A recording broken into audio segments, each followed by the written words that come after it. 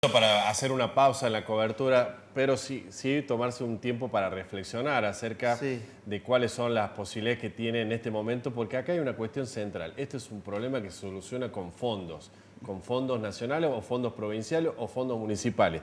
Alguien tiene que pagar esta cuenta. No hay otra, es plata. Esto es una cuestión de plata. No vean más allá de ese tema, porque no hay una cuestión política, no hay nada. Esto es una cuestión de plata. Esto se soluciona con pagándole a los choferes lo que le deben. Y esto se paga, esto se tiene que pagar. Alguien lo tiene que pagar. Claro. Y el momento de hablar con Vanessa Toselli, que es mi economista, como bien decías, de la Fundación Mediterránea, es ver cómo se distribuyen hoy esos fondos, de qué manera.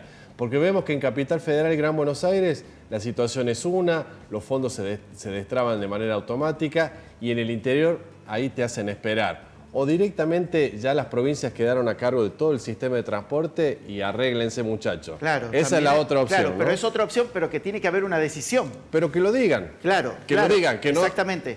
Que lo sinceren, digan, miren, gente, a partir de ahora el tema de transporte lo tenemos que resolver entre nosotros. Ya no va más el tema nacional, no podemos llamar a masa. Exacto. Lo cierto es que, claro, lo que se habla es eso y que siempre se habla, y los mismos empresarios también lo dicen, para Capital, para el AMBA hay un cierto presupuesto que no entienden por qué es inferior para cada provincia, ¿no? Exacto. Somos un país federal. Es lo que lo dicen todos los gobernantes, todos los candidatos cuando están por postularse, que hablan del federalismo. Bueno, ahí se tiene que hacer ver el federalismo, ¿no? Un federalismo que lo estamos esperando por lo menos en esta parte del transporte que, por supuesto, gran parte de la población lo usa para salir a trabajar.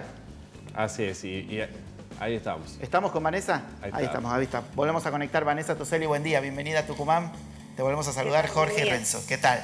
Buen día. Bueno, estábamos hablando con Jorge de esto, ¿no? Ustedes hicieron un informe desde la Fundación Mediterránea donde el tema es estos fondos, ¿no? Los fondos donde para una provincia es una cosa y para otra provincia es otro número.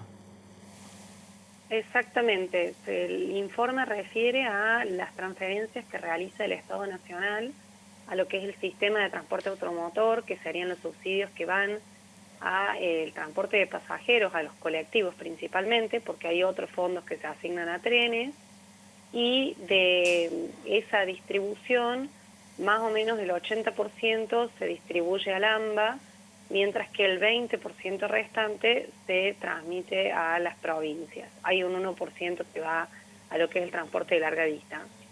Con lo cual existen grandes disparidades a nivel regional respecto de cómo se distribuyen estos subsidios.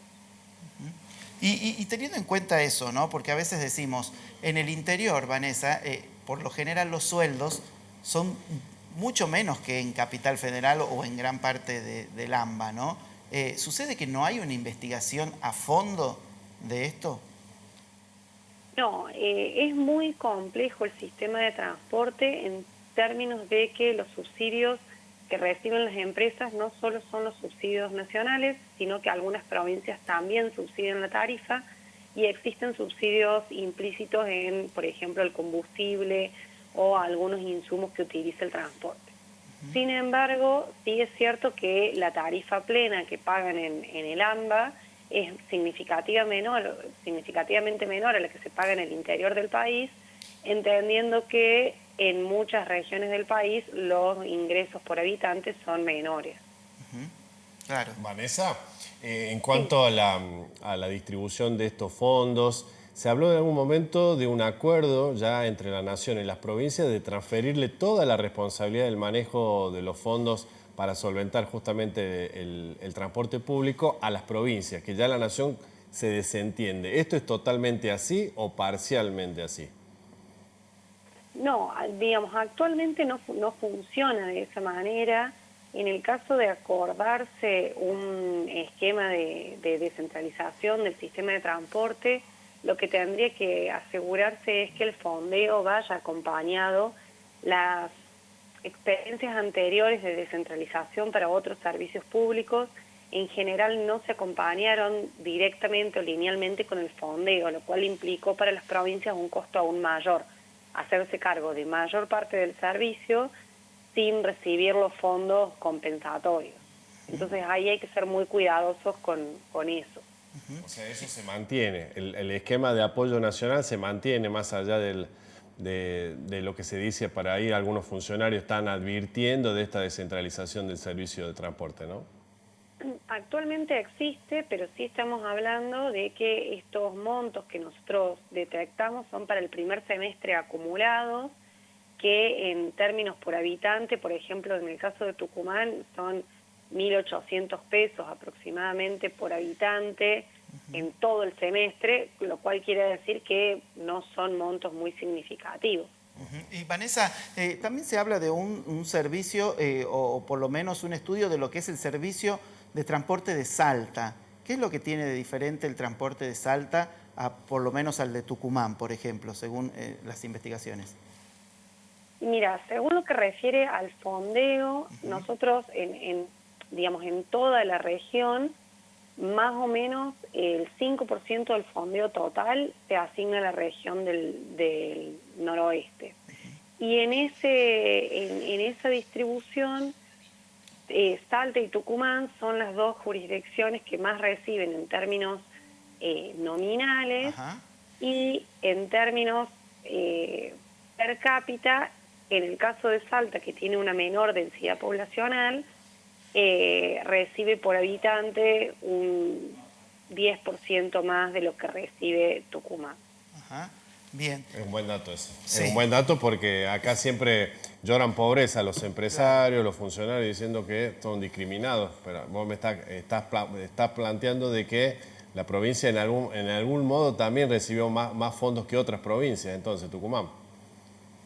Sí, igualmente estamos hablando de en torno a 2.000 pesos por habitante en todo el semestre, cuando en el caso del AMBA, que es la gran diferencia que siempre se marca, nos referimos a que por habitante se transfirieron en torno a 50.000 pesos.